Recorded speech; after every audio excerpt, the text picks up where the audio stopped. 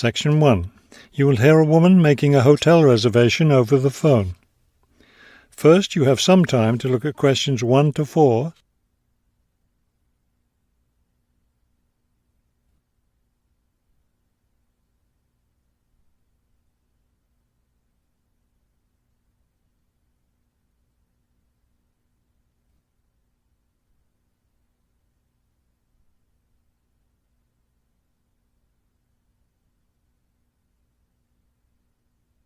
You will see that there is an example that has been done for you.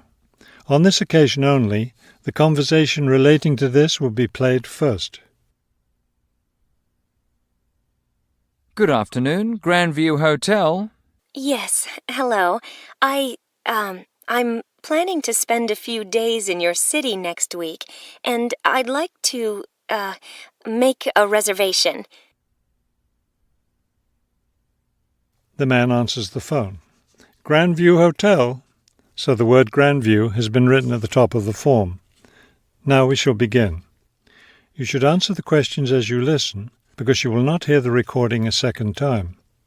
Listen carefully and answer questions 1 to 4. Good afternoon, Grandview Hotel. Yes, hello. I'm planning to spend a few days in your city next week, and I'd like to, make a reservation. Of course. When did you want to stay here? Next week, Wednesday night and Thursday night. So that's February 13th and 14th. Yes, that's right. And how many guests will there be? Just me. So, do you have a room available? Yes, we do. I'll just need to take some of your information. May I have your name, please? Oh, right, yes. It's Roxanne Wilson. Wilson. Thank you, Miss Wilson. And may I have your credit card number? It's 233-618-9872. 9872. Got it. All right, Miss Wilson. I have your reservation confirmed. Can I help you with anything else?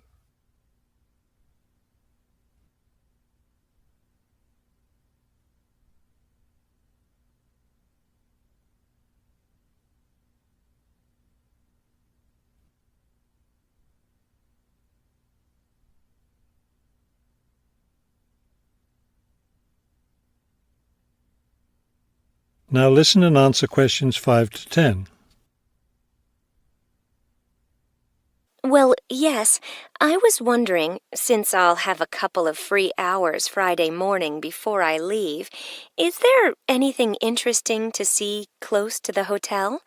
Do you like museums? The art museum's very close by. I love museums, but not art. Can't stand it. I've heard your city has a very interesting science museum, though. Yes, but unfortunately it's closed in the winter. Are you interested in shopping? Sure, I love shopping. Are there any good stores nearby? Yes, we have a large shopping mall just 2 bus stops away. You take the bus to Monument Square, and it's just half a block from there. Just look for the post office, and you'll see the mall entrance next to it. Fabulous. What about lunch? I hear your city has good restaurants. Yes, there's a nice restaurant very near. It's just across the street from the park. Sounds good. I can have lunch, then walk in the park afterwards. I have one more question. What's the best way to get to the hotel from the airport? Subway is the fastest, of course. There are buses, but they're quite slow. I'll be arriving quite late, after 10 p.m. I thought I might have to take a taxi. The subway runs until midnight. Oh, good. Then I'll do that. Will there be someone at the hotel front desk that late? Oh, yes. The front desk stays open until 2. That is the end of Section 1. You now have half a minute to check your answers. Section 2. You will hear a tour leader giving information about a bus tour. First, you have some time to look at questions 11 to 15.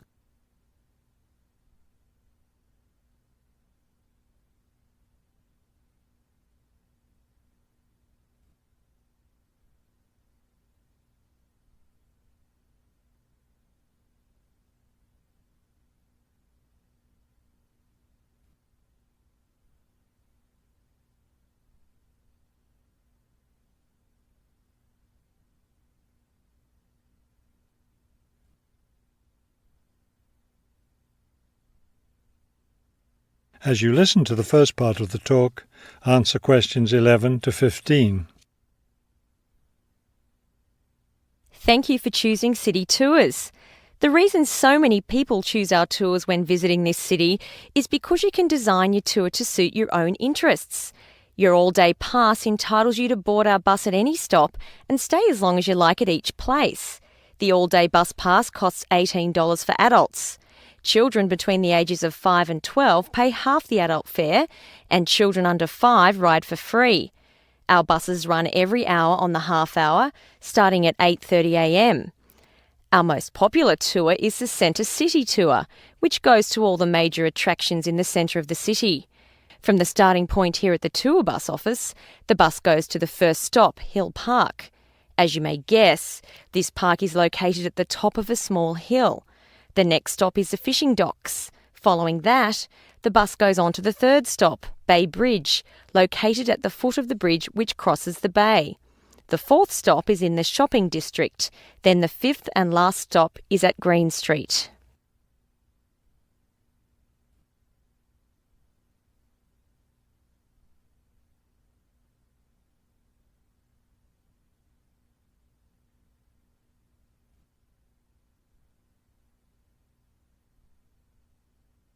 Now listen and answer questions 16 to 20.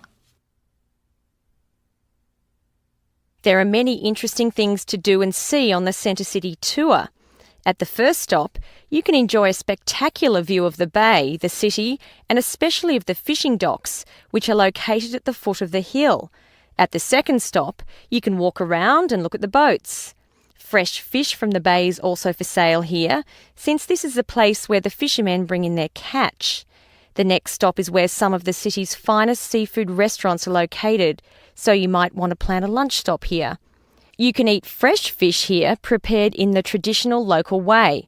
The fourth stop is, of course, where you can do your shopping. Don't miss the opportunity to purchase some of our city's famous handmade baskets. You'll want to take several home as souvenirs of your visit to our city.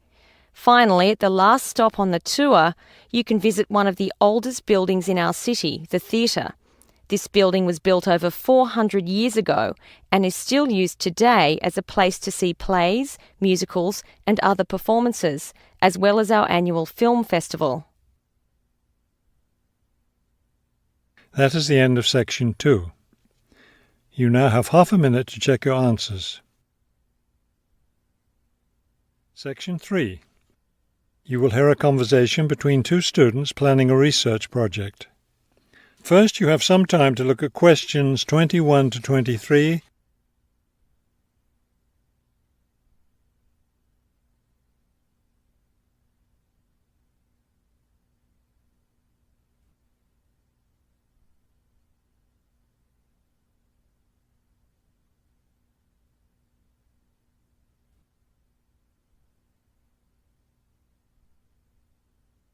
As you listen to the first part of the conversation, answer questions 21 to 23.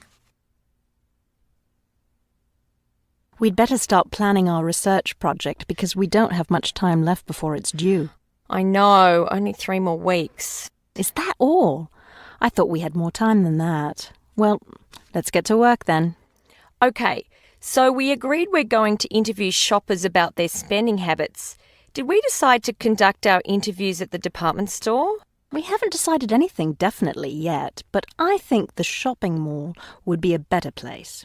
We'd get more of a variety of shoppers there. Yes, that's a good point. So let's do that.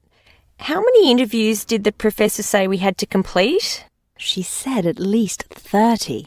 That sounds like a lot, doesn't it? Yes, but if we divide it up between the two of us, that's just 15 each. That's not so bad.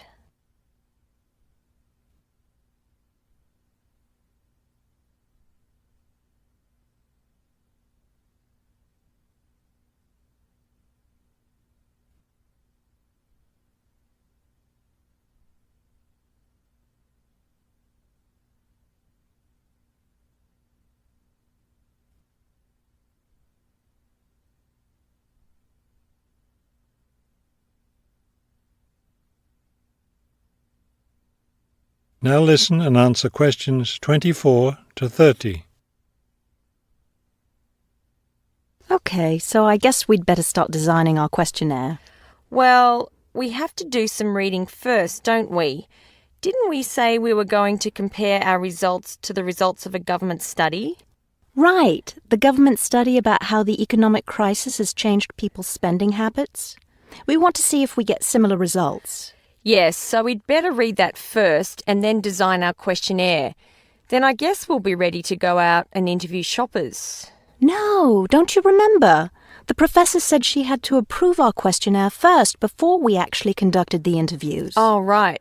So we'll get her approval and then conduct the interviews. I think a Saturday would be the best day for the interviews because everyone's out shopping then. Right. We'll do it on a Saturday then. And let's also plan to get together the next day to analyse the results. It's best to do that while everything's fresh in our minds, don't you think? Sure, that sounds like a good idea. Okay, so then we're going to have to present our results to the class. Do you have any ideas for that? It's an important part of our grade, so I think we should plan it well. Well, I think the obvious thing is to prepare some charts showing our results and how they compare with the government study. That will help make the information a lot clearer to the class. Right. Okay, so we'll draw up some charts of the results. And then that's it. All that will be left to do is give the class presentation. Do you think we can be ready on time?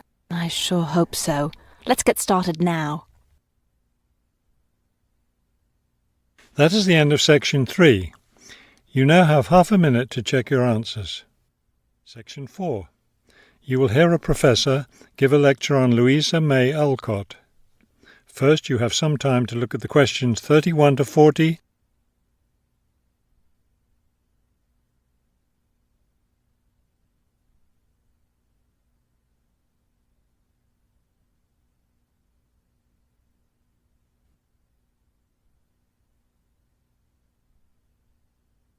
Now listen carefully and complete the timeline in questions 31 to 40. Good afternoon. Today I'd like to continue our discussion of the lives of prominent American writers by talking about Louisa May Alcott, one of the best-known 19th century writers. Alcott is known for her moralistic girls' novels, but she was a much more serious individual than those novels might lead one to believe. She was born in 1832, the daughter of Bronson Alcott, who was one of the founders of the Transcendentalist movement. Bronson Alcott was a philosopher, but not a provider, and the family lived close to poverty. From an early age, Louisa was determined to find a way to improve her family's economic situation.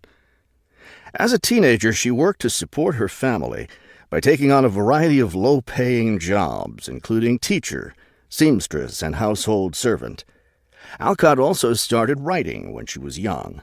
She wrote her first novel when she was just 17 years old, although it wasn't published until many years after her death. It was called The Inheritance. In 1861, the Civil War broke out. Alcott worked as a volunteer, sewing uniforms and bandages for soldiers.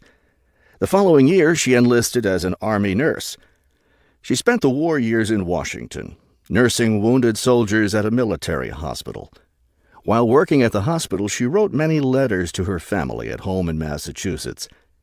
After the war, she turned the letters into a book, which was published under the title Hospital Sketches. She also wrote numerous romantic stories, which she sold to magazines. Around this same time, she was offered the opportunity to travel to Europe as the companion to an invalid. When she returned home from Europe in 1866, she found her family still in financial difficulty and in need of money, so she went back to writing. Her big break came in 1868, with the publication of her first novel for girls, Little Women. The novel achieved instant success, and the public wanted more. From then on, Alcott supported herself and her family by writing novels for girls. It wasn't the writing she had dreamed of doing, but it earned her a good income. Alcott took care of her family for the rest of her life. In 1878, her youngest sister May got married. A year later, May died after giving birth to a daughter. Louisa Alcott raised her sister's orphaned child. In 1882, Bronson Alcott suffered a stroke. Soon after that, Louisa Alcott set up a house for him, her niece, her sister Anna, and Anna's 2 sons in Boston. Her mother was no longer living by this time. Alcott was still writing novels for girls, including 2 sequels to Little Women, Little Men and Joe's Boys. The latter was published in 1886. Louisa Alcott had suffered poor health ever since she contracted typhoid fever while working as a war nurse. She died in March of 1888, at the age of 55. She was buried in Concord, Massachusetts. That is the end of section 4. You now have half a minute to check your answers.